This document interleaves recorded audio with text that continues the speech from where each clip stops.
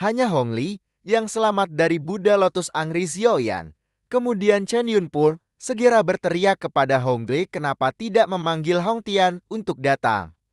Apakah Hong Li akan berdiam diri diinjak-injak dan melihat klan Hong dihancurkan oleh pemuda tersebut? Mendengar hal itu Hong Li pun segera terkejut dan kemarahan pun kembali melonjak di wajahnya.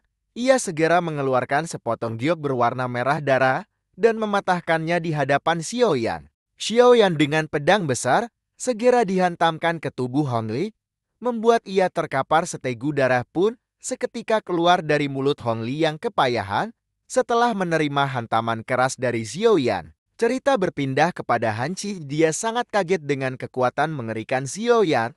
Namun Han Tahuan sekarang dalam bahaya karena Hong Li memanggil sesepuh klan Hong dan benar saja tidak lama setelah itu sosok mengerikan muncul. Dengan kecepatan kilat bersamaan dengan itu suara teriakan pun terdengar memerintahkan Xiaoyan untuk segera pergi. Kekuatan orang tua tersebut sedikit lebih kuat jika dibandingkan dengan Qin Yun. Mendengar hal itu, Xiaoyan pun segera mengencangkan tinjunya dan menarik nafas dalam-dalam. Setelah itu ia menangkupkan tangannya ke arah klan Han, kemudian melesat ke arah langit. Namun ketika Xiaoyan hendak meraih boneka iblis, tiba-tiba aura agung yang dipenuhi dengan niat membunuh segera melonjak. Teriakan yang dipenuhi dengan kemarahan segera bergema di langit di atas kota Tianbei. Seketika keterkejutan pun melintas membuat semua orang yang hadir tercengang. Seketika sosok melintas membuat semua orang yang hadir tercengang. Suara yang menggelegar berkata bahwa ia akan merobek sosok yang berani membunuh orang-orang dari klan Hong menjadi 10.000. Bagian raungan gemuruh yang dipenuhi dengan niat membunuh. Hal itu menyebabkan seluruh orang menjadi hening sejenak. Banyak tatapan yang samar-samar membawa kejutan ditembak ke arah suara tersebut berasal. Tak lama percakapan di antara banyak orang pun segera terdengar dengan berkata bahwa sebenarnya yang datang ini adalah Hong Tian. Tanpa diduga ia juga telah ikut masuk ke dalam pertempuran. Sepertinya bocah kecil yang bernama Xiaoyan itu akan sial kali ini. Kemudian Hong Tian dikabarkan telah menjadi di bintang 5 dojong dan kekuatannya bahkan lebih besar daripada Cheng Ye.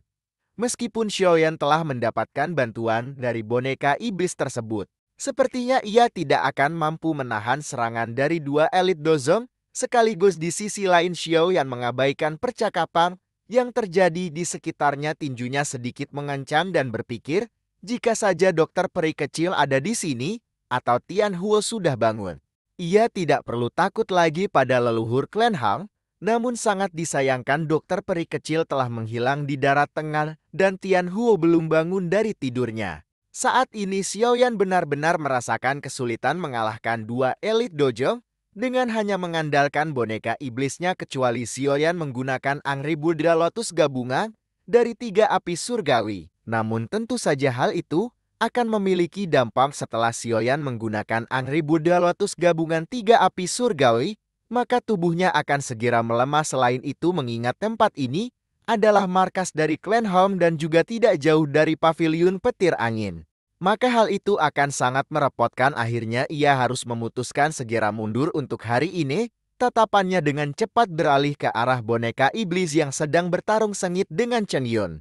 Alis Xiaoyan yang tanpa sadar mengerut ketika menyadari sepertinya Qin Yun telah menyadari apa yang diniatkan oleh Xiaoyan. Hal itu dikarenakan Chang Yun benar-benar menahan pergerakan dari boneka iblis agar tidak diambil oleh Xiaoyan. Ekspresi dingin pun seketika melonjak dari Xiaoyan. Kemudian ia pun segera berteriak bahwa Cheng Yun, apa kau benar-benar ingin mencari kematian? Bersamaan dengan lonjakan energi di tubuh Xiaoyan tersebut, boneka iblis tanpa sadar segera meningkatkan kekuatannya dan segera menyerang Cheng Yun. Seketika Cheng Yun merasakan serangan kuat yang baru saja melonjak dari boneka iblis. Sementara itu di sisi lain suara kecemasan yang bersumber dari Han Qi pun segera terdengar. Ia meminta Xiaoyan untuk tidak menunda waktu lagi dan segera pergi. Mendengar hal itu Xiaoyan hanya menggelengkan kepalanya. Saat Han Qi mulai berteriak, ia merasakan bahwa ia telah terkunci oleh aura yang dipenuhi dengan niat membunuh yang tersebar di langit.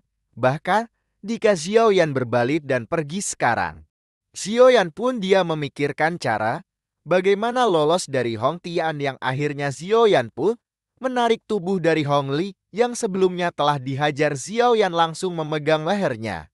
Hong Tian pun meminta Xiao Yan untuk melepaskan Hong Li, namun Xiao Yan tidak mendengarkannya. Hong Tian pun sangat dia pun langsung dengan kecepatan kilat dia menuju ke arah Xiao Yan.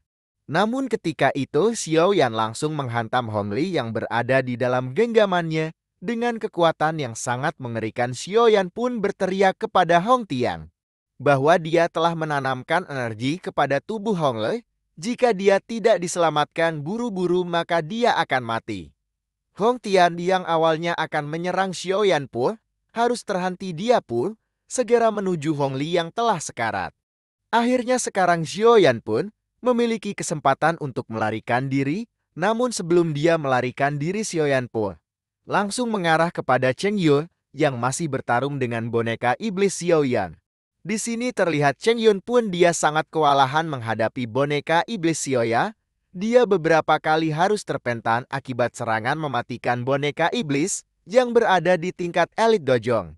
Namun ketika Cheng Yun dia terpental, dia pun sangat terkejut ketika dia melirik ke arah belakang yang ternyata dia melihat Xiao Yan sekarang berada di belakangnya. Tentu dia pun sangat ketakutan ketika dia menghadapi boneka iblis, ditambah juga Xiao Yan yang juga sekarang berada di dekatnya. Sekarang Cheng Yun juga dia mengetahui bahwa Hong Tian dia tidak akan bisa membantunya dia. Karena dia sedang menyelamatkan Hong Li yang sebelumnya telah ditanamkan energi oleh Xiao Yan. Dan sekarang Cheng Yun mau tidak mau dia harus menghadapi Xiao Yan dan boneka iblis secara bersamaan. Namun naas ketika Cheng Yun baru saja dia beristirahat, tiba-tiba boneka iblis Xiao Yan pun telah berada di hadapannya dan langsung menghantam Cheng Yun. Di sini Cheng Yun pun mau tidak mau dia harus terkena amukan dari boneka iblis. Dirinya pun terpental dan memuntahkan darah.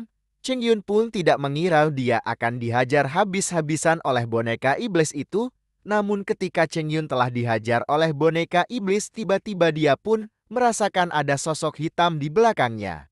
Yang ternyata itu adalah Xiao Yan dan mengatakan, sebelumnya kau begitu sombong kepadaku. Inilah balasan orang-orang sombong. Xiao Yan dia mengeluarkan teknik Spilting Seal dan seketika cahaya giok pun menyebar dan langsung mengarah kepada Cheng Yun. Di sisi lain Cheng Yun pun dia mengetahui itu adalah serangan yang mematikan. Cheng Yun dia terpaksa harus mengeluarkan sisa dokinya yang berada di dalam tubuhnya untuk menahan serangan mematikan itu. Cahaya doki pun keluar dari tubuhnya dan bentrokan kekuatan dahsyat pun tidak terhindarkan. Dan riak energi menyebar ke semua arena pertarungan ini yang tentu hal ini membuat semua orang yang berada di situ pun sangat terkejut dengan kekuatan Xiao Yan. Bahkan dia tidak hanya mampu melawan satu elit dojong, dia sekarang telah melawan 3 elit dojong.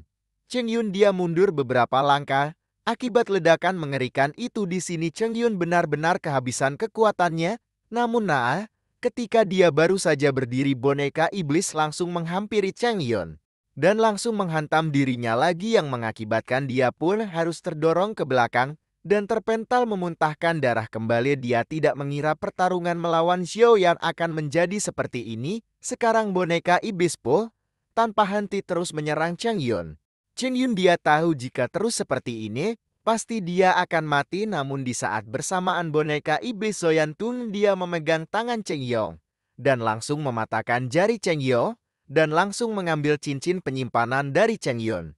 Mungkin ini semua diperintahkan Xiao Yan untuk mengambil cincin penyimpanan dari Cheng Yun. Akibat hal ini Cheng Yun pun dia merasakan kesakitan yang luar biasa. Dia pun berteriak. Tentu saja dia sangat marah apa yang dilakukan Xiao Yan kepadanya. Xiao Yan yang melihat boneka iblisnya telah berhasil mengambil cincin penyimpan dari Cheng Yun, Xiao Yan pun langsung memanggil boneka iblis untuk kembali langsung ke cincin penyimpanannya. Melihat hal ini Xiao Yan pun tertawa terbahak-bahak melihat Cheng Yun sekarang tidak berdaya dan telah kehilangan cincin penyimpanannya. Xiao Yan mengatakan, aku berterima kasih atas hadiah yang Ketua Cheng Yun telah diberikan kepadaku.